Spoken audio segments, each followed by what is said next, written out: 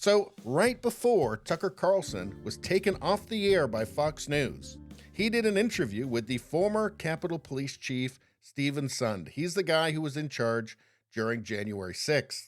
Now, there's been a lot of speculation that this is one of the reasons, at least one of the reasons, if not the reason, that Fox got rid of Tucker Carlson, because they didn't want him digging in too much into January 6th and what really happened.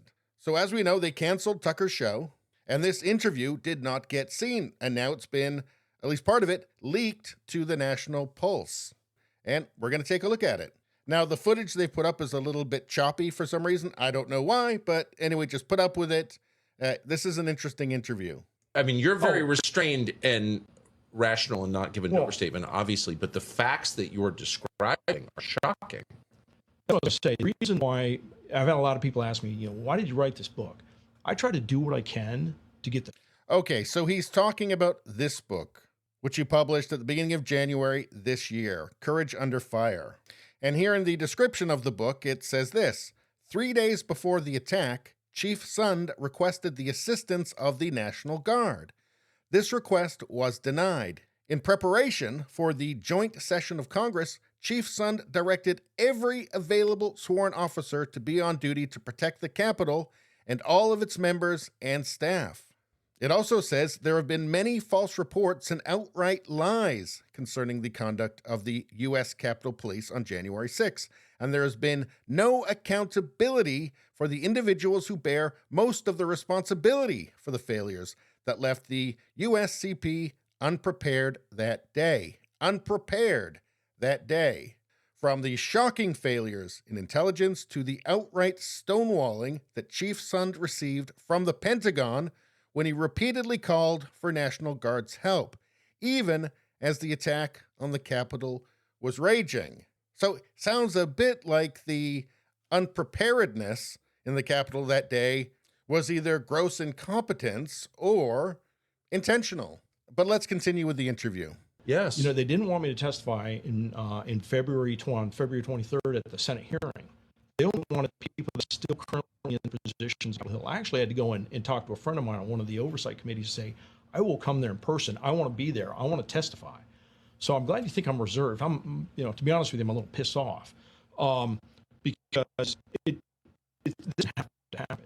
If people were reporting the intelligence correctly, if I was allowed to do my job as the chief, I got a significant experience. If I was allowed to do my job as the chief, we wouldn't be here today. This didn't happen. Then see how you're out there, you're lambasted in public, and it's all, everything appears to be a cover-up. Like I said, I'm not a conspiracy theorist, but when you look at the information, the intelligence that it had, military had, it's all watered down. I'm not getting intelligence. I'm denied support National Guard in advance. I'm denied National Guard while we're under attack for 71 minutes. You're in a fight? Yeah.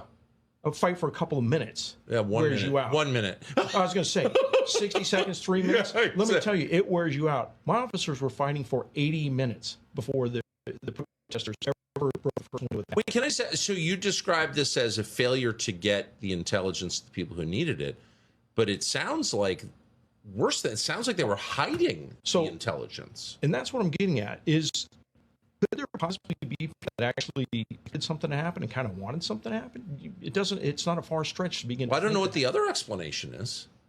It's sad when you start putting everything together and thinking about the way this played out. It gets concerning. What was their end goal? You look at what's happening. Was that their end goal? I don't know. So, he's outright saying it there, right? Was the end goal what happened? Because it was absolutely a godsend for the Democrats and for the media. The media that had been giving 95% negative coverage to Trump. A lot of that 95% totally deranged, by the way, but that had been attacking him nonstop for his entire presidency. And it looks from the perspective of an outsider that the overwhelming majority of the media and the Democratic Party are essentially allied. They're the same thing. They're different arms of the same beast at this point. Well, there's no question that what happened on January 6th has really helped the Democratic Party. It's bravely politicized the U.S. military and the intelligence agencies and the FBI. And those are all, I think, bad for America and violations of the Constitution, but they're all good for the Democratic Party. That's the fact. Like, that's what happened. Absolutely. And I write about that because as a cop of 30 years, I'm a rule of law type of guy. Yeah. You know, there's a reason that Lady Justice is depicted with a blindfold. As soon as you cut that blindfold off, the fairness of our legal system goes out the window. And that is exactly what has happened. They have stripped that blindfold away from Lady Justice, and it's not perceived as being fair anymore. So the justice system not being perceived as being fair anymore.